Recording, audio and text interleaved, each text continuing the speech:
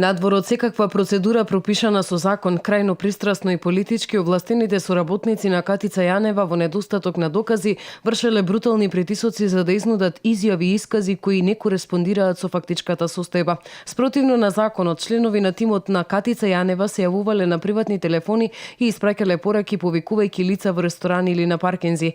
На едно од повиканите лица дури е нуден и подкуп за да даде исказ во согласно со насоките кои ги добиле од нивната претпоставена. Ваквите незаконски действија резултираа со 2 кривични пријави.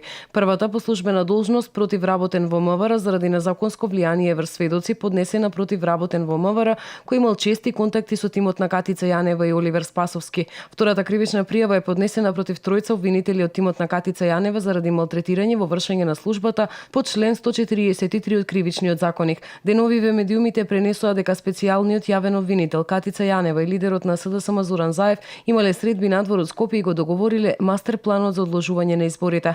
На инсистирањата на Заев и Јанева, како што објавија медиумите, реагирале дури и дел од обвинителите со образложение дека нема ефект да се притиска со правно неиздржани предмети, додека останатата струја инсистирала дека правниот ефект бил неважен во споредба со пиар ефектот кој би го добил СДСМ.